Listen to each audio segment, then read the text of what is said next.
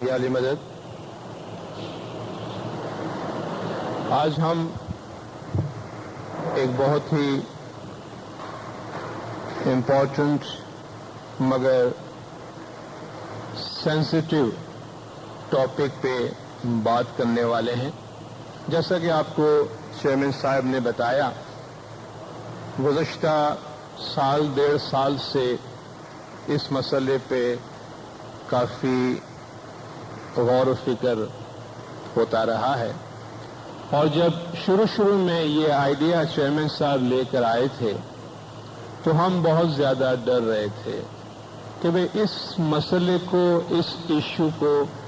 کس طرح ایڈریس کیا جائے، کیونکہ جب آپ کوئی پہل کرتے ہیں کسی چیز میں، آپ انیشیٹو لیتے ہیں، تو اس میں دو پاسبلٹیز ہوتی ہے، یا تو آپ کا پروگرام بہت سکسیسفل جائے اور آپ کو سراہا جائے، یا آپ کا پروگرام بری طرح فلاپ جائے اور شاید یہ کہا جائے کہ آپ نے غلط قدم اٹھایا تھا اور سارے الزامات آپ کے سر آ جائے۔ اور ہم جس سوسائٹی میں رہتے ہیں، جس جماعت میں رہتے ہیں، وہاں اب تک اس ٹاپک پہ ہم نے کبھی کھل کے بات نہیں کی، تو ہم بہت ڈرتے ہوئے جو پہلا پروگرام ہم نے کیا تھا کہ بھئی ہم بوائز اینڈ گرلز کو ساتھ میں کریں یا نہ کریں، اس میں کافی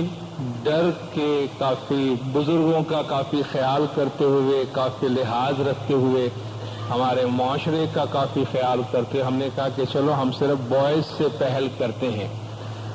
لیکن اگر ہم اس کو کوئی مثالی پروگرام کے طور پہ لیتے اور اس سے ہمت ہار جاتے تو شاید آج ہم یہ پروگرام نہیں کر سکتے، کیونکہ اس میں ہم کو رسپانس اتنا اچھا نہیں ملا تھا۔ مگر جس طرح چیئرمین صاحب نے کہا کہ کریم آباد انیشیٹو لینے والی جماعت ہے، کریم آباد کی انسٹیٹیوشنز، اور ماشاءاللہ بہت سے پروگرامز میں انہوں نے پہل کی ہے اور ان کے بعد وہ پروگرامز ڈپلیکیٹ کیے گئے ہیں دوسرے ایریاز کے اندر۔ میں مبارکباد دینا چاہوں گا ہمارے انسٹیٹیوشنز کو کہ مولانا حاضر امام جو توقعات انسٹیٹیوشن سے رکھتے ہیں، جو مولانا نے فرمایا کہ اسلام کی پوری تاریخ کے دوران ہم نے انیشیٹو لیے، ہماری پوری تاریخ کے دوران ہم نے پہل کی ہے، ہم دوسروں کی نقل نہیں کرتے، دوسروں نے کر لیا، آزما کے چھوڑ دیا، پھر ہم آزماتے، ایسا نہیں ہے، لیکن دوسرے جہاں قدم ڈالنے میں یا جس ایریاز کو ایگزامن کرنے میں ڈرتے ہیں، وہاں ہم اپنے قدم کو رکھنے کے لیے پہل کرتے ہیں۔ تو انسٹیٹیوشنز جس طرح آپ دیکھ رہے ہیں کہ مولانا حاضر امام نئے سے نئے ادارے قائم کرتے جا رہے ہیں، تو ان اداروں کے پاس اپنے اپنے ایریاز کے مینڈیٹ ہے، اور ایک موقع پر مولانا حاضر امام نے فرمایا تھا کہ یہ لاسٹ حاضر امام کے تاجکستان وزٹ کے حوالے سے کہ مولانا نے فرمایا کہ اب مجھے اطمینان ہے کہ ہماری جماعت میں اتنے ادارے قائم ہو چکے ہیں جو زندگی کے تمام پہلوؤں کو ایڈریس کرنے کے قابل ہیں۔ تو جتنے ادارے مولا بنا رہے ہیں ان کے اپنے اپنے ایریاز ہیں، ان کے ایریاز آف کنسرن ہیں، اور ان کو بہت سے مسائل کے بارے میں پریمپٹ کرنا پڑتا ہے، بہت سے ایریاز میں پہلے سے سوچنا پڑتا ہے اور اس کے بارے میں جماعت کی ہدایت کرنی پڑتی ہے۔ تو سوشل ویلفیئر بورڈ کا جو مینڈیٹ ہے، جو ایریا ہے، بہت وسیع ہے۔ یوں سمجھ لیجئے کہ ان کے پاس جتنے افراد ہیں اتنے مسائل ہیں، کیونکہ سوسائٹی میں ہر فرد کی اپنی جگہ پہ مشکلات اور تکالیف ہے جن کو ایڈریس کرنا ان کا کام ہے۔ لیکن آج ایک دفعہ پھر ہماری جماعت نے ایک روشن خیالی کا ثبوت دیا ہے، ہمارے انسٹیٹیوشنز نے ایک بولڈ ڈیسیشن لیا ہے کہ ہم نے یہ کہتے ہوئے کہ بھئی یہ شادی بیاہ کا مسئلہ والدین کا ہے، آپ ان کے حوالے کریں، یا بات میں یہ کہتے کہ یہ بڑا سینسیٹیو معاملہ ہے، ہم اس کو کارپیٹ کے نیچے ڈال دیتے ہیں اور مسئلے کو اسی طرح اپنی جگہ پہ چھوڑ دیتے ہیں، ایسا نہ کرتے ہوئے آج ہم نے پرابلم کو ایڈریس کرنے کی کوشش کی ہے۔ آج کا جو ہمارا یہ سیشن ہے، آپ کے ساتھ یہ کلاس ڈسکشن، آپ کے ساتھ ڈائلاگ، جو بھی آپ کہیں، یہ دراصل ایک آغاز ہے۔ ہمیں نہیں معلوم کہ اس فیلڈ میں کیا مسائل ہیں، ہم بالکل بلائنڈلی اس میدان میں قدم رکھ رہے ہیں، کیا طریقہ بورڈ اور کیا سوشل ویلفیئر بورڈ، کیونکہ ہم جن لوگوں کو ایڈریس کر رہے ہیں ان کے کیا ریئل پرابلمس ہیں وہ ہمیں نہیں معلوم۔ ہم اپنی جگہ پہ بیٹھ کے کچھ غور و فکر کر کے، کچھ لوگوں سے معلوم کر کے اور کچھ نکات بناتے ہیں جو لوگوں تک کمیونیکیٹ کرتے ہیں، لیکن آج کی جو ہماری یہ ملاقات ہے یہ ون وے لیکچر نہیں ہونا چاہیے۔ میں صرف کچھ بیسک پوائنٹس آپ کے سامنے دینا چاہتا ہوں، مگر آج آپ لوگوں کی رہنمائی چاہیے ہمیں، آپ نوجوان بچوں کی، نوجوان بھائی بہنوں کی، آپ لوگوں کی رہنمائی چاہیے کہ ہمارے سوشل ویلفیئر بورڈ کو یا طریقہ بورڈ کو کون سے ایریاز کو ایڈریس کرنا چاہیے اور وہ کون سے پرابلمس، ریئل ایشوز ہیں جو ہمیں یا پتہ نہیں ہے یا جنہیں ہم ایڈریس نہیں کر پا رہے ہیں یا جنہیں ہم ایڈریس نہیں کر رہے ہیں۔ اور میں آپ سے گزارش کروں گا، چیئرمین صاحب نے بھی آپ سے کہا کہ پلیز آپ لوگ کھل کر بات کیجیے گا، کیونکہ آپ ہمارے آج کے اور مستقبل کے جماعت کے لیڈر ہیں۔ اس میں آپ یہ شائع محسوس مت کریں کہ بھئی جس شخص نے، جس لڑکے یا لڑکی نے یہ سوال پوچھا ہے یہ اس کا ذاتی یا اس کا گھریلو معاملہ یقیناً ہے، ایسی کوئی بات نہیں ہے۔ آپ لوگوں کی رہنمائی چاہیے۔ اگر آپ لوگ نہیں بتائیں گے تو ہمارے نوجوانوں کے اس فیلڈ میں کیا مسائل ہیں وہ کبھی بھی ہمیں پتہ نہیں چلے گا۔ تو پلیز جب ہم سجیشنز کے مرحلے میں داخل ہوں گے تو آپ اپنا سجیشن دیجیے گا، اور جو بھی آپ بلکہ پوچھنے کی تو بات چھوڑیے، ہمیں نہیں معلوم آپ کے مسائل کا کیا حل یا جواب ہو سکتا ہے۔ آپ سوال بھی پوچھیے گا اور سولوشن بھی بتائیے گا، ساتھ ساتھ حل بھی بتائیے گا، تاکہ اس سے ہمارے انسٹیٹیوشن کو رہنمائی ملے۔ اور میں مولانا حاضر امام کا یہ فرمان آپ کو یاد دلانا چاہتا ہوں، جو مولانا حاضر امام نے حیدرآباد کی لاسٹ وزٹ میں انسٹیٹیوشن کی ملاقاتوں میں خاص طور پر نوجوانوں کو مخاطب ہو کے مولانا نے فرمایا کہ برنگ فارورڈ یور آئیڈیاز۔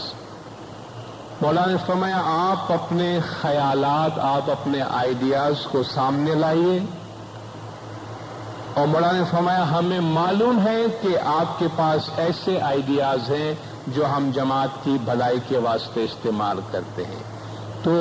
آپ کے عقل و ذہن میں خدا کی طرف سے جو بھی بخشش آپ کو اچھی سوچ کی صورت میں آتی ہے انہیں اپنے پاس نہ رکھیں، وہ کمیونٹی کا سرمایہ ہے، انسانیت کا سرمایہ ہے، انہیں شیئر کیجیے۔ ممکن ہے آج کسی کو وہ بات سمجھ میں نہ آئے، کل کسی کو سمجھ میں آئے گی، کیونکہ آئیڈیاز جو ہیں وہ خدا کی تخلیق کی ایک علامت ہے۔ انسان جو بھی نئی تخلیق، نئے انکشافات، نئے انوینشن دنیا میں کرتا ہے، آپ جانتے ہیں اس کی آماجگاہ کون سی ہے؟ یہ انوینشنز کہاں سے وجود میں آتے ہیں؟ یہ انسان کے ذہن سے آتے ہیں، انسان کی تھنکنگ سے آتی ہے، اور یہ تھنکنگ ہے، ہماری سوچ ہے، ہماری عقل ہے، جس کے ساتھ جو یونیورسل انٹلیکٹ ہے، عقل کل ہے، وہ کمیونیکیٹ کرتا ہے۔ ہمارے ذہن میں جب کوئی نیا خیال آتا ہے، جب کوئی نئی سوچ آتی ہے، جب کوئی نیا آئیڈیا جنم لیتا ہے، تو یہ ڈیوائن انٹلیکٹ ہے جو ہمارے ذہن میں کوئی بات ڈالتا ہے کہ تم اسے آگے بڑھاؤ۔ یہ ایک تخلیق کی چیز ہے۔ تو یہ ہم سب کا ایک بنیادی اور مشترکہ سرمایہ ہے، اور اس کو ہم یقیناً آپس میں شیئر کریں گے۔ اب ہم اس عنوان کی طرف آتے ہیں کہ جس کے بارے میں آپ سے بات کرنا چاہتا ہوں، اور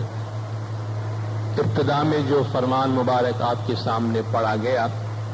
اس کے حوالے سے بھی آپ نے سمجھا ہوگا کہ ہم کیا بات کرنا چاہتے ہیں۔ تو آج جو بات آپ کے سامنے میں کرنا چاہتا ہوں، سوشل ویلفیئر بورڈ جہاں مختلف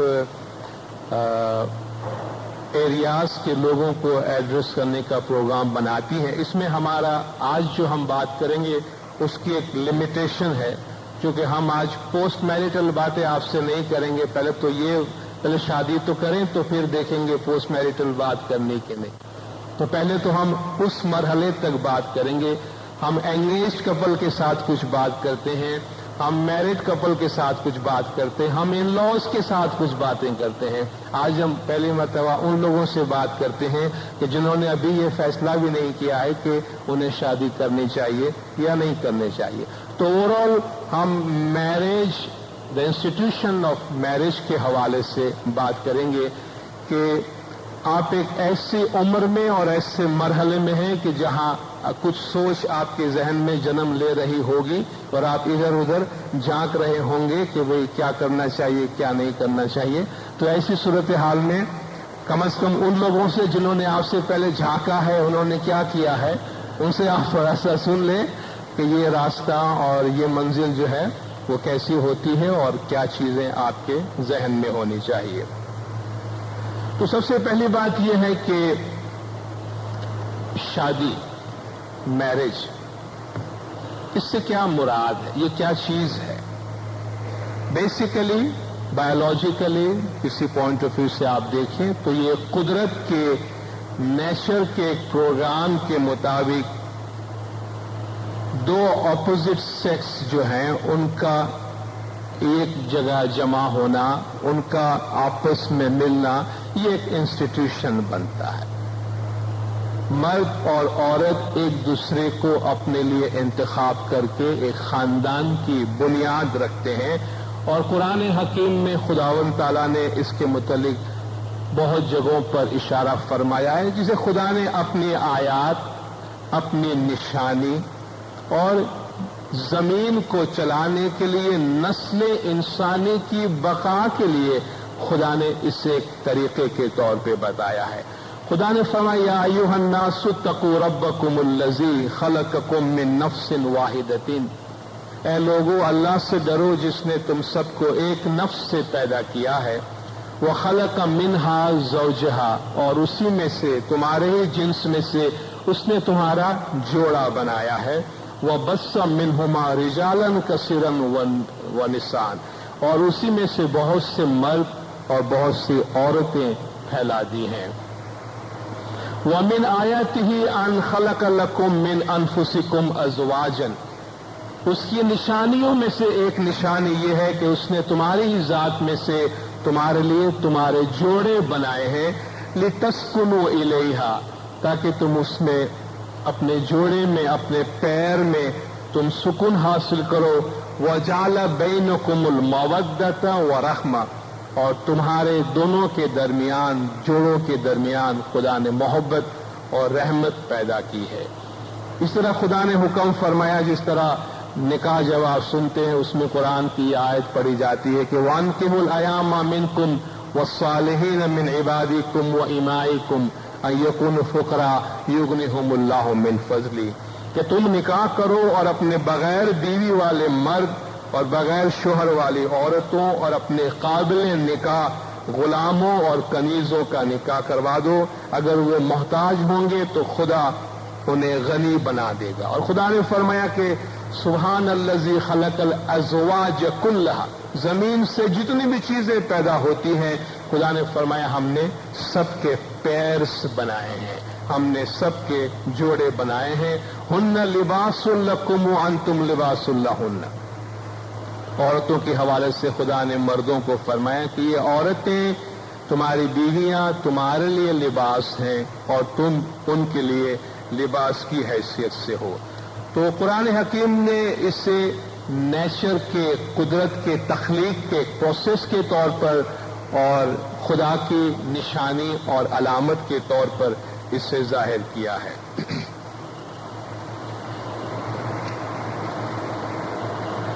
شادی کرنا کس حد تک ضروری ہے؟ کیا یہ کوئی مذہبی فرض ہے یا کیا شادی نہ کرنا کوئی گناہ ہے، کوئی پاپ ہے؟ دیکھیے، ہم جو بھی بات کریں گے وہ اپنے ٹائم کے لحاظ سے، ہمارے زمانے کے لحاظ سے وہ ریلیٹڈ ہوں گی. اس میں کوئی بھی چیز ایبسولوٹ نہیں ہے. ایبسولوٹ ان دا سینس کہ وقت کے ساتھ ساتھ اس میں تبدیلی کی کوئی گنجائش نہ ہو. میرج کا جو انسٹیٹیوشن ہے وہ ایک سوشل انسٹیٹیوشن ہے، اگرچہ مذہب اس کے بارے میں آپ کو رہنمائی دیتی رہی ہے، مگر وقت کے ساتھ ساتھ اس کی طرف اپروچ اور وقت کے ساتھ ساتھ اس کے لیے انٹرپریٹیشن میں تبدیلی آتی رہتی ہے.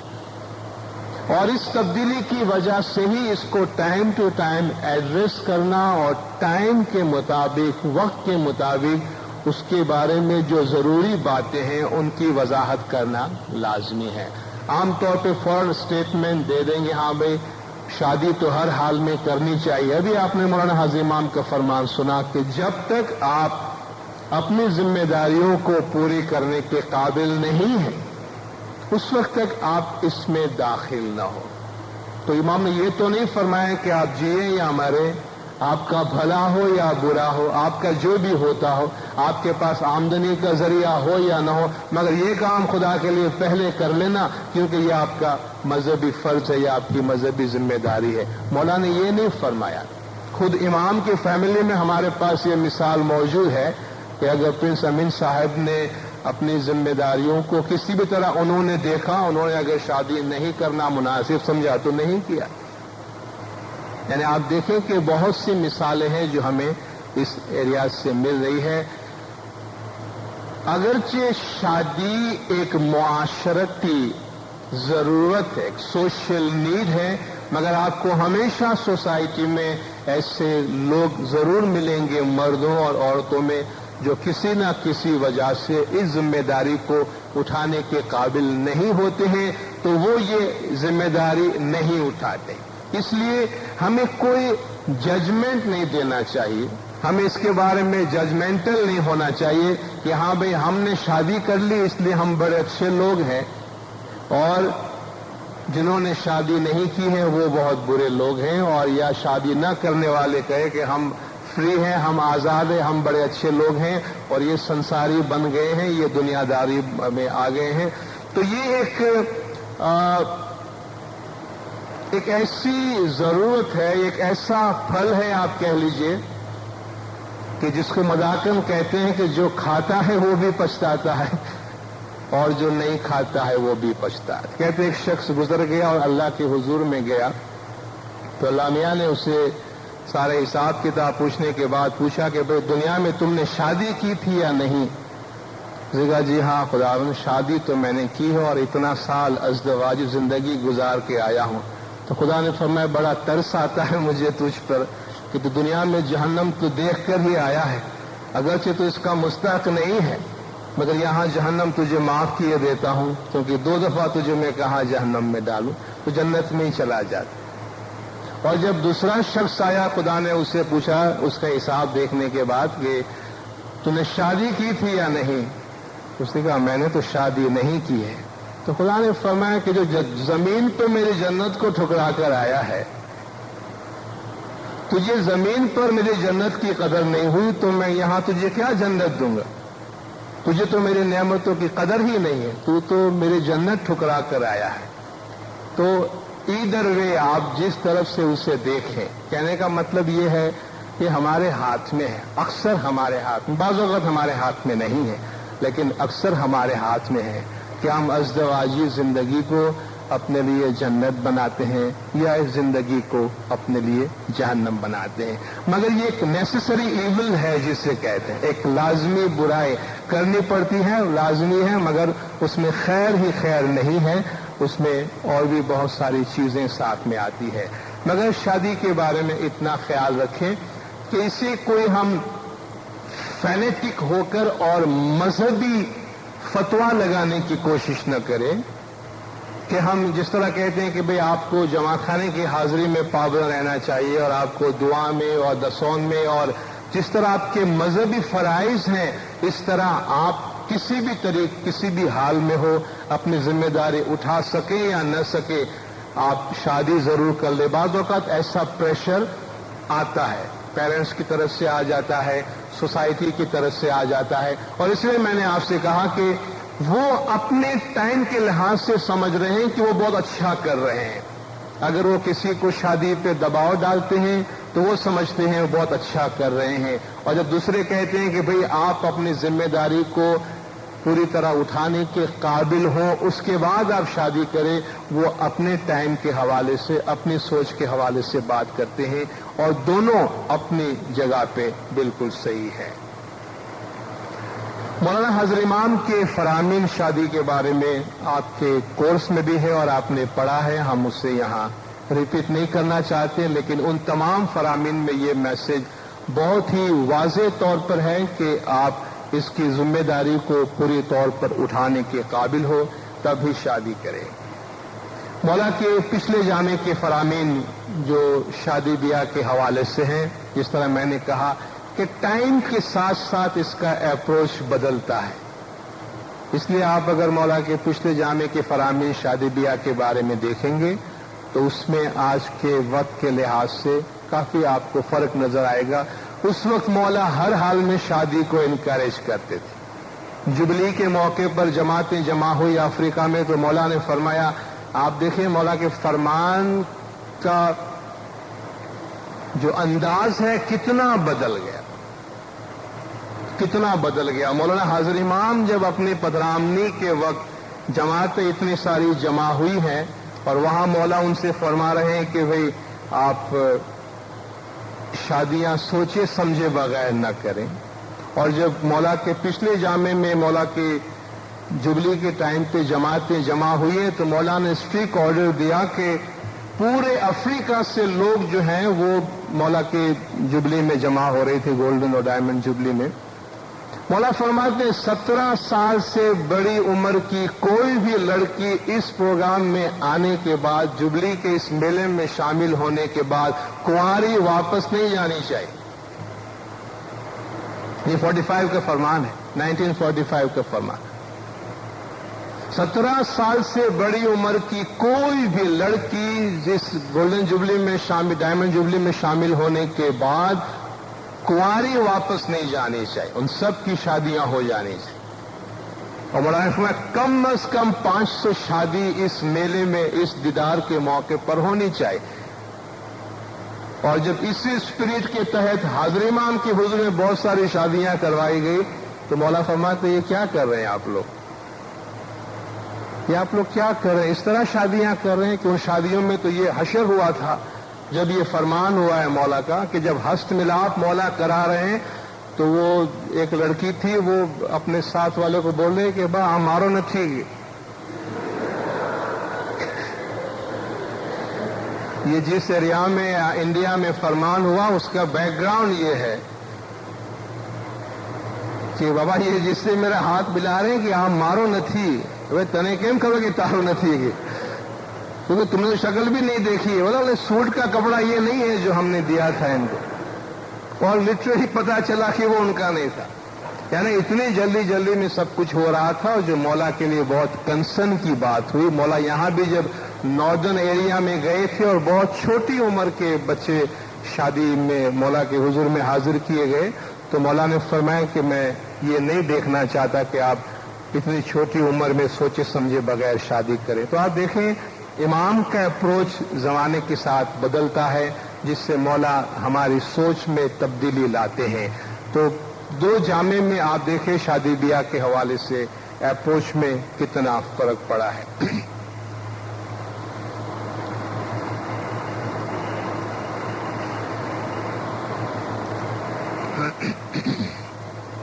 شادی کے لیے جو عمر کی بات، بعض اوقات لوگ پوچھتے ہیں کہ شادی کی عمر کیا ہونی چاہیے۔ میں نے پہلے آپ سے کہا ہر چیز ٹائم کے ساتھ ساتھ ریلیٹو ہوتی ہے۔ مولا کے پچھلے جامع میں آپ دیکھیں عام طور پر ہماری سوسائٹی کے اندر لڑکا یا لڑکی اگر بالغ ہو جاتی ہے، بھئی 18 سال سے بڑی عمر ہو گئی ہے تو آپ کسی وقت بھی ان کی شادی کروا دے سکتے ہیں، مگر آج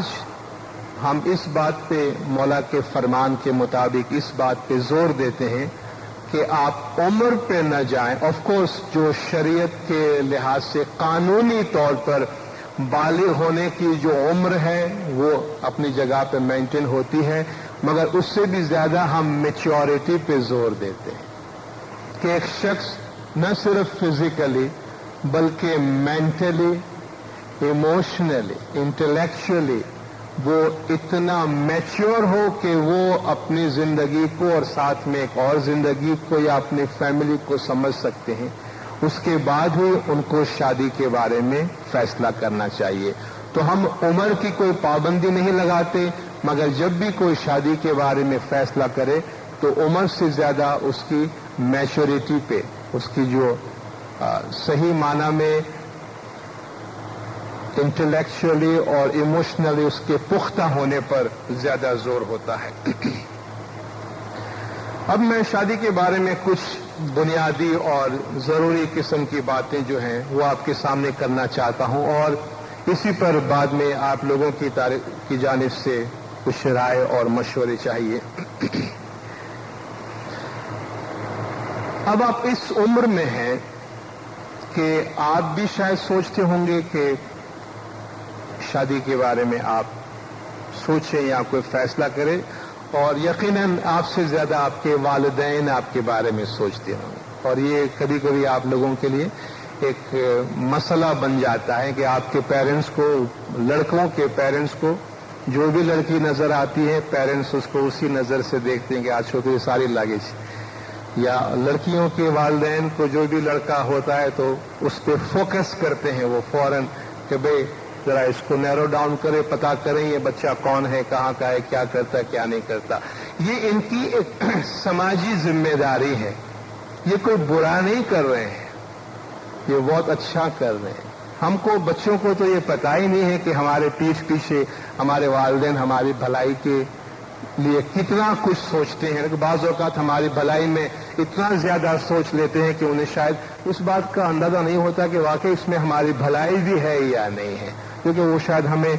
اس میں شامل کرنا یا پوچھنا بھی ضروری نہیں سمجھتے ہیں۔ تو پیرنٹس کی یہ ذمہ داری ہے، اور پیرنٹس اپنی ذمہ داری کو بھرپور طور پہ نبھاتے ہیں کہ جیسے ان کے بچے بڑے ہونے لگتے ہیں تو ان کی نگاہیں بھی یہاں وہاں گھومنے لگتی ہیں کہ بھئی ہمارے بچوں کے لیے کوئی اچھا سا میچ، کوئی لڑکا یا لڑکی نظر آ جائے، مگر اس کے لیے کچھ چیزوں کا دھیان رکھنا بہت ضروری ہے، اور یہ ڈیپینڈ کرتا ہے ہم کس سوسائٹی میں رہتے ہیں، سوسائٹی میں کس قسم کا پریشر ہے۔ پیرنٹس اگر کسی سچویشن میں ریئیکٹ کرتے ہیں،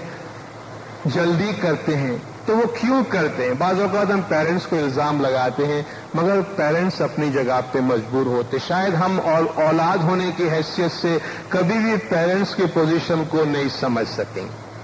یہ تو ایک شخص خود جب پیرنٹس بنتا ہے، ان کی اپنی اولاد ہوتی ہے، تب ان کو پتا چلتا ہے کہ ان کے والدین ان کے بارے میں ایسا کیوں سوچ رہے ہیں۔ بعض اوقات ہمیں ایسا نظر آتا ہے کہ بہت چھوٹی عمر میں پیرنٹس جو ہے اپنی بچیوں کی شادیاں کروا دیتے ہیں، اور بعض اوقات لوگ اس پہ کچھ نکتہ چینی بھی کرتے، انہوں نے اچھا نہیں کیا۔ آف کورس اس کو ڈفرنٹ اینگل سے دیکھنے کی ضرورت ہے، مگر پیرنٹس کی اپنی بھی ایک ذمہ داری اور مجبوری ہوتی ہے۔ اگر پیرنٹس کو کبھی ایسا نظر آتا، جس طرح کہ اس وقت ہماری سوسائٹی خاص طور پر پاکستان کی اور کراچی شہر کی حالت ہے، ڈے بائی ڈے آپ کو علام ہونے کی، خاص طور پر لڑکیوں کو علامد ہونے کی ضرورت نہیں ہے، مگر اس سے فیکٹ ڈے بائی ڈے لڑکوں کی قلت ہوتی جا رہی ہے، لڑکوں کی قلت ہوتی جا رہی ہے۔ مگر اس کا مطلب یہ نہیں ہے کہ جو بھی ملے اس کو فوری طور پر ریزرو کر لے اپنے لیے کہ بھئی یہ بھی کہیں ہاتھ سے چلا نہ جائے، لیکن وجہ اس کی یہ ہے کہ اکنامک ریزن کی وجہ سے، ہمارے سوشل پرابلم کی وجہ سے ہمارے ہاں جو برین ڈرین ہو رہا ہے، جو لوگوں کا ملک سے باہر جانے کا پروسیس ہے، اس میں لڑکوں کی تعداد زیادہ ہے۔ برین ڈرین میں ہمارا جو کریم ہے، نہ صرف کنٹری کے ساتھ ساتھ کمیونٹی کا بھی، وہ لوگ باہر چلے جاتے ہیں تو چوائس کم رہ جاتی ہے والدین کے پاس، اور اس مجبوری میں والدین کو، آف کورس یہ تو لڑکیوں کے والدین ہی سمجھ سکتے ہیں کہ ان کی راتوں کی نیند حرام ہوتی ہے تو کیوں ہوتی ہے، शायद लड़कियां भी नहीं समझती होंगी और लड़के भी नहीं समझती होंगे, और मैं भी नहीं समझ सकता कि मैं किसी लड़की का बाप नहीं हूं, इसलिए मैं शायद बहुत आसानी से आपके सामने ये बात करता हूं। मगर ये तो बेटियों के वालिदैन ही जानते होंगे कि उनकी रातों की नींद क्यों हराम होती है और वो क्यों जल्दी करते कि उनकी बच्चियों की शादी हो जानी चाहिए। तो इनको एम्पैथी के साथ देखना चाहिए, इनको सिंपैथेटिकली देखना चाहिए कि उनकी अपनी मजबूरी है और उनकी इन मजबूरियों में हम किस तरह उनका साथ दे सकते हैं कि उन्हें हम रियलाइज कराएं कि शायद जितना आप समझते हैं ये प्रॉब्लम इतना संगीन न हो। हम अननेसेसरीली शायद पैनिक हो जाते हैं किसी चीज के बारे में, और शायद हम किसी शॉर्ट टर्म गेन के वास्ते एक लॉन्ग टर्म कैरियर को सेक्रीफाइस करते हैं। इसीलिए सबसे पहले बात जो है वो अपने साउंड इकोनॉमिक फ्यूचर को इंश्योर कर ले। शादी करने से पहले, शादी का फैसला करने से पहले साउंड इकोनॉमिक फ्यूचर, और वो साउंड इकोनॉमिक फ्यूचर माँ बाप की फैमिली को देख के नहीं, क्योंकि अपने पैर पे खड़ा होना है। इसका मतलब ये है कि कम से कम अपनी तालीम मुकम्मल करें। हम मिडवे कोई फैसला कर लेते हैं और शायद वो फैसला बाद में हम रियलाइज करते हैं कि हमने मैच्योरिटी के साथ नहीं किया, या पेरेंट्स वो फैसला कर लेते हैं और बाद में उनको रिग्रेट करना पड़ता है। तो एजुकेशन एक ऐसी चीज है आज हाजिर इमाम की हिदायत के मुताबिक भी और हमारी सोसाइटी की नीड के मुताबिक भी, इस पे कोई कॉम्प्रोमाइज नहीं हो सकता। इसलिए एक दफा अगर हम अपना एजुकेशन उस लेवल तक कंप्लीट कर लेते हैं कि जहां हमें एक बेहतर इक्तिसादी मुस्तकबिल हासिल होती हो, उसके बाद हम उसको जिस तरह बिल्ड करना चाहें बिल्ड कर सकते हैं। मगर हाफ एजुकेटेड या इतना एजुकेशन जो हमें सोसाइटी में कोई अच्छी जगह न दे सके, वो हमारी आने वाली जो मैरिड लाइफ है उसमें फायदामंद साबित नहीं होगा।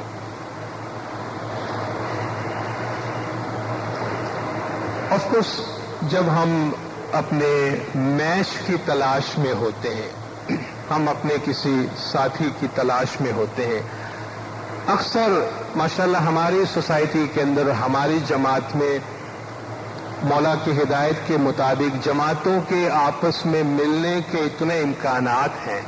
कि हमारी जमात के बहुत से सोशल प्रॉब्लम्स खुद ब खुद हल हो जाते हैं। जिस तरह हमारी सोसाइटी के बाहर लोगों को अपने बेटों या बेटियों के लिए लड़के या लड़कियों की तलाश में मसला होता है, हमारे पास इतना नहीं होता, क्योंकि हमारे पास ग्राउंड इतने मौजूद हैं कि लड़के और लड़कियां डिफरेंट प्लेटफॉर्म्स में सालों तक आपस में मिलते रहते हैं। इसलिए कम से कम उनका सिलेक्शन जो है, ये इन प्लेटफॉर्म्स के जहां बहुत सारे फायदे होते हैं, उनमें से एक अहम सोशल बेनिफिट हमारी ये है कि हमारे वालिदैन की फिक्र इस सिलसिले में काफी हद तक कम हो जाती है, और अक्सर हम साथ में काम करते हुए ग्रेजुअली एक दूसरे की लाइकिंग और डिसलाइकिंग को समझ लेते हैं।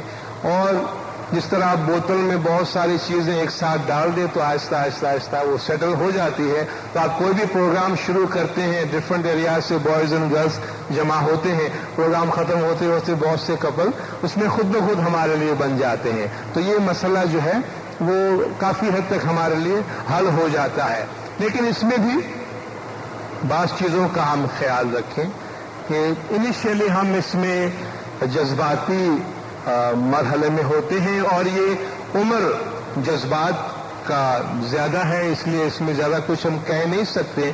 क्योंकि जज्बात यानी जोश और होश दोनों एक साथ रह नहीं सकते। मसला ये है कि हम होश में भी हो और जोश में भी हो। तो होश जब आता है तो हमें ख्याल आता है कि जोश के मरहले में हमने सही काम नहीं किया, मगर वो चूंकि बहुत देर से आपकी जिंदगियों में आएंगी, लेटर एज में आएंगी, इस एज में आ नहीं सकती। हम सिर्फ आपको आगाह कर सकते हैं कि होश का मरहला बाद में आता है। तो अगर जब हम जोश के मरहले में होते हैं, थोड़ा सा सोच विचार से काम करें, दूर अंदेशी से काम करें, اپنے گرد و پیش کا جائزہ لیں، تاکہ جو بھی چوائس ہم کرتے ہیں، جو بھی ڈیسیشن ہم لیتے ہیں، وہ ڈیسیشن ہماری فیملی لائف میں، جس فیملی میں ہم زندگی گزارتے ہیں، اس میں بہت ایزیلی فٹ ہو جائے، اس میں بہت ایزیلی وہ کمپیٹیبل ہو، اور کم سے کم ڈسٹربنس فیملی کے اندر کریٹ ہو۔ ایک دفعہ ہم ڈیسیشن لینے کے بعد اس کو جب ہم فیملی میں فٹ کرنے کی کوشش کرتے ہیں تو شاید ہمیں خیال آتا ہے کہ ہمارے پاس کوئی اور چوائس ہوتا تو بہتر ہوتا۔ تو تمام فیصلے جو ہے وہ جذباتی نہ ہو، کم سے come back of the mind ہمارا جو اپنا ایریا ہے، اپنی فیملی لائف ہے، جس فیملی میں ہم زندگی گزار رہے ہیں یا ہم ساتھ میں رہنے والے، فیصلہ جو ہو اور ہماری ہر خواہش جو ہے وہ آئیڈیلسٹک ہوتی ہے، جو اکثر تکلیف پہنچانے والی ہوتی ہے۔ اگر ہم ریئلسٹک ہیں اپنی لائف میں، حقیقت پسند ہیں، تو حالات کے ساتھ سمجھوتا کرنا ہمارے لیے آسان ہو جاتا ہے۔ تو خاص طور پر اپنے ساتھی کے سلیکشن میں آئیڈیلسٹک نہ بنے۔ آف کورس ہماری اچھی پسند ہونی چاہیے، مگر یہ یاد رکھیے کہ اگر ہم کسی پرفیکٹ انسان کی تلاش میں ہیں دنیا میں، جو شاید ابھی آپ کو نظر آتا ہو، تو حقیقت یہ ہے کہ وہ ہے نہیں ایسا، وہ ہے نہیں۔ ہماری شاعری میں وہ ساری باتیں ہو سکتی ہیں، مگر حقیقت کی زندگی میں ایسا ہوتا نہیں۔ اس لیے ریئلٹیز کو سامنے رکھ کے بعض اوقات ہم بہت زیادہ چوزی ہوتے ہیں، اور بہت زیادہ چوزی ہونے کے بعد ہم ایک سرٹین عمر تک فیصلہ نہیں کر پاتے ہیں۔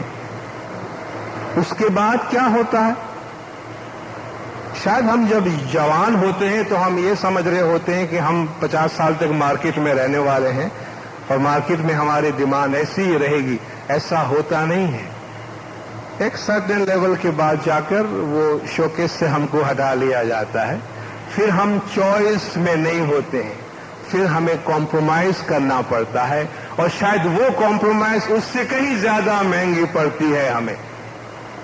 میں صرف اپنے چونکہ آپ لوگوں کے مقابلے میں ایک جنریشن میں نے زیادہ دیکھی ہے، اس لیے آپ سے بات کرتا ہوں۔ اپنے ساتھیوں میں ہم نے بہت سے ایسے بھائیوں بہنوں کو دیکھا کہ جب ان کے پاس اچھے رشتے آتے تھے اپنی عمر میں تو وہ آؤٹ رائٹ ریجیکٹ کرتے تھے، ان میں نقص نکال، اس میں یہ خرابی ہے، اس میں وہ خرابی ہے، اس میں یہ خرابی ہے، اس میں یہ، اور وہ یہ سمجھ رہے تھے کہ جس طرح اس وقت میرے لیے رشتے کی باتیں آ رہی ہیں، یہ سلسلہ تو چلنے والا ہے، تو اتنی بھی کیا جلدی ہے جب جینا ہے برسوں۔ لیکن پھر ایک سٹیج ایسا آیا کہ جب ٹائم گزر جاتا ہے تو اب لوگ ان کے پاس نہیں، وہ لوگوں کے پاس جانا شروع کیے کہ یار کچھ میرا کروا دو۔ اور آپ کو حیرت ہوگی کہ جب کہاں لوگ ان کے پیچھے بھاگتے تھے اور کہاں ایسا موقع آیا کہ کسی کو کوئی دوسری شادی والا ملا، کسی کو کوئی طلاق یافتہ ملا۔ یہ محض آپ کو اس لیے بتاتا ہوں کہ رائٹ ایج میں پرفیکشن کو نہ دیکھتے ہوئے اپنا ڈسکریشن یوز کریں، مگر چوزی اتنا زیادہ نہ ہو کہ ہم ہر انسان کو، ہر لڑکا یا ہر لڑکی کو ریجیکٹ کرتے جائیں کہ بھئی میرے لیے تو اڑن کھٹولا آئے گا اوپر سے اور وہ کوئی لال پری کو لے کر آئے گا، یا میرے لیے کوئی شہزادہ جو ہے وہ کسی سفید گھوڑے پہ سوار ہو کے آئے گا۔ تو نہ تو کوئی اڑن کھٹولا آتا ہے اور نہ کوئی لال پری آتی ہے، یہ سب خیالی باتیں ہیں۔ ادھر ہی ہیں جو کچھ آپ کی لال پریاں ہیں یا جو آپ کے ہیرو ہیں، ہیرو نمبر 1 ہے یا جو بھی ہیں آپ کے، وہ سب ادھر ہی ہیں۔ جے کی آئے سے ہی آئے ہم کہتے ہیں نا، کہ انہی میں سے ہمیں گزارا کرنا ہے، زیادہ ہمارے پاس چوائس نہیں ہے۔ تو میں صرف اس لیے باتیں آپ سے عرض کرتا ہوں کہ شاید یہ وہ باتیں ہیں آپ کو حیرت ہوتی ہوگی، اور مجھے بھی حیرت ہوتی ہے کہ آج ہم اسماعیلی جماعت میں اپنے نوجوان لڑکے اور لڑکیوں کے ساتھ بیٹھ کر آج ہم اس قابل ہوئے ہیں، آج ہم اس لیول پہ پہنچے ہیں. ابھی ہمیں اور بہت سے راستے طے کرنے ہیں جہاں ہم بہت کھل کر جو ریئل ایشوز ہیں، ہم نے 2-3 ویک پہلے بھی کچھ پروگرامس اٹینڈ کیے جہاں ایسے ریئل ایشوز آئے ہیں جن کو شاید ابھی ہم ریئلائز نہیں کر رہے ہیں، مگر وہ آئیں گے پلیٹ فارم پہ. جن میں سے ایک جو ہے وہ ڈومیسٹک وائلنس ہے. جو آپ کے پاس یہ مسائل آ رہے ہوں گے، ڈومیسٹک وائلنس، وائف بیٹرنگ، جہاں شوہر بیویوں کو مارتے ہیں یا گھر میں افراد ایک دوسرے کو مارتے ہیں، جو قانوناً جرم ہے. اور آپ کو حیرت ہوگی کہ اس کے پرسنٹیج ہمارے سوسائٹی میں، ہمارے گھروں میں کتنے زیادہ ہے، مگر اسے باہر بیان کرنا عیب سمجھا جاتا ہوگا اب تک، لیکن شاید یہ کل عیب نہیں ہوگا. کل جو ہے یہ باتیں پلیٹ فارم پہ آئے گی اور اس شخص کا ہاتھ پکڑ کے روکا جائے گا کہ بھئی آپ کو آپ کی بیوی پسند نہیں ہے تو آپ کوئی اور راستہ اختیار کریں، مگر آپ کو یہ اختیار نہیں ہے کہ آپ فزیکل وائلنس یوز کریں، چونکہ آپ کے نکاح نامہ میں یہ چیز موجود نہیں ہے، نہ آپ کا قانون آپ کو اس کی اجازت دیتا ہے. لیکن ابھی تک ہم کیا بہت سی باتیں ٹیبوز ہیں ہمارے اندر، جس کو ہم نے سوشل پریشر کی وجہ سے، کہ جس طرح ہم ڈر رہے تھے یہ باتیں 1 سال پہلے آپ کے سامنے کرنے کے لیے، لیکن آج ہمیں فخر ہے کہ ہم اتنی فریلی آپ کے سامنے بات کرتے ہیں. تو بہت سے ایسے ہاریبل سوشل ریئلٹیز ہیں، خوفناک سماجی حقیقتیں ہیں جو ہم کو پتہ نہیں ہیں، جو آئندہ مہینوں میں، سالوں میں آپ کو اسٹیج پر سے اس پر باتیں سننا نظر آئے گی. تو یہ ریئلٹیز ہے، یہ فیکٹس ہے، اور ٹروتھ جو حقائق ہیں اس کے بیان کرنے سے کبھی انسان کو گھبرانا نہیں چاہیے، کیونکہ وہ ہماری بھلائی کے واسطے ہوتی ہے. تو جب ہم اپنے ساتھی کا انتخاب کرنا چاہتے ہیں، اپنے رائٹ ایج میں کوئی نہ کوئی ڈسیشن لے لے، کیونکہ یہ ایسے فیصلے ہوتے ہیں جن کو بہت دیر تک پیچھے ٹالا نہیں جا سکتا. اگر ہم شادی کرنا ہی چاہتے ہیں اور ہم اپنی ذمہ داری کو اٹھانے کے قابل ہیں تو محض سلیکشن کے لیے اس میں ہم بہت زیادہ چوزی نہ ہو، کیونکہ کوئی پرفیکٹ نہیں ہے، مولا نے اپنے فرمان میں فرمایا. اور اس میں ایک اور اہم بات یہ ہے کہ کمپرومائز اینڈ سیکریفائس کے لیے تیار ہوں. جب ہم بہت زیادہ چوزی ہوتے ہیں تو ہم کیا کہنا چاہتے ہیں کہ شاید میں بہت پرفیکٹ ہوں اور مجھے میرا میچ نہیں مل رہا ہے. وہ تو اس کو پتا چلے گا جو ہمارا میچ بنے گا کہ میں کس مصیبت میں پھنس گیا یا پھنس گئی. تو یہ تو اپنے آپ کو پرفیکٹ سمجھ رہا تھا، یہ تو ایوریج سے بھی گرا ہوا ہے. کیونکہ ہم اپنے آپ کو پرفیکٹ سمجھتے ہیں، ضروری نہیں ہے کہ سامنے والا ہمیں پرفیکٹ سمجھتا ہو یا واقعی ہم اتنے پرفیکشن کے قریب ہوں جتنا کہ ہم سمجھتے ہیں. وہ سب ریلیٹیو ہوتا ہے، ہماری سوچ ہوتی ہے. تو کمپرومائز اینڈ سیکریفائس، کچھ قربانیاں دینا، کچھ سیکریفائس کرنا اس کے لیے لازمی ہے. ایک اور بات آپ سے کرنا چاہوں گا، بہت کھل کے اور بہت سینسٹیو ہے، لیکن کرنے میں کوئی حرج نہیں ہے. اکثر ہماری جماعتوں میں ہم آپس میں کام کرتے رہتے ہیں اور ہمارے ایک دوسرے کے ساتھ انڈرسٹینڈنگ ہوتی ہے، لڑکوں اور لڑکیوں کی آپس میں انڈرسٹینڈنگ ہوتی ہے، اور یہ ایک اچھی بات ہے. میں اس کو کنڈم نہیں کرنا چاہتا، میں اس کو انکریج کرنا چاہتا ہوں. انسٹیٹیوشنز اس کو انکریج کرے گی، لیکن اس انکریجمنٹ کا آپ اور کوئی مطلب نہیں لیجیے گا. میں جو عرض کرنا چاہتا ہوں، اپنے اسٹیٹمنٹ کو میں کوالیفائی کرنا چاہتا ہوں. اگر لڑکے اور لڑکی کی آپس میں پسند ہوتی ہے، اپنے کام کاج کے دوران وہ ایک دوسرے کے ساتھ ایک دوسرے کو پسند کرتے ہیں، کھلے لفظوں میں ہم کہیں ان کا افیئر ہوتا ہے آپس میں، تو یہ کوئی بری بات نہیں ہے. اس میں پیرنٹس کا کافی مسئلہ حل ہو جاتا ہے. مگر خدا کے لیے اگر ایسی کوئی بات ہے تو اس کو چھپا کے مت رکھیے، اس کو اپنے پیرنٹس سے چھپا کے مت رکھیے. ممکن ہے کہ آپ کے پیرنٹس بھی آپ کی شادی اسی لڑکے یا لڑکی سے ہی کروانے کے لیے رضامند ہو، لیکن شاید بعض اوقات ہم پراپرلی کمیونیکیٹ نہیں کر پاتے ہیں، بعض اوقات ہم پیرنٹس کو انفارم نہیں کرتے ہیں، اور جب پانی سر سے گزر چکا ہوتا ہے اور پھر 2 کی جگہ 4 فیملیاں تباہ ہو جاتی ہے، پھر ہم کہتے بھی ہمارے ذہن میں یہ لڑکا تھا یا یہ لڑکی تھی، تو پیرنٹس کہتے ہیں تم کو بتایا کیوں نہیں تم نے مجھے پہلے. تو امام کے پچھلے جامع کا فرمان اس میں یہ بہت واضح طور پر ہے کہ لڑکے اور لڑکیاں اگر آپس میں ایک دوسرے کو پسند کرتے ہوں تو ان کی شادی کروا دینی چاہیے، سوائے کہ مولانا فرمایا بیماری ہے یا مذہب ہے یا ایسی کوئی سنگین مجبوری ہو کہ جس کی بنا پر والدین روکنا چاہتے ہو، ورنہ والدین کو مولانا نے فرمایا کہ آپس میں ایک دوسرے کو چاہنے والے لڑکے اور لڑکیوں کی شادی صرف محض اس لیے کہ یہ شادی نہیں ہو سکتی اور بارات واپس جائے گی، محض اس ڈائلاگ کو بولنے کے لیے وہ شادیاں نہیں رکوانی چاہیے.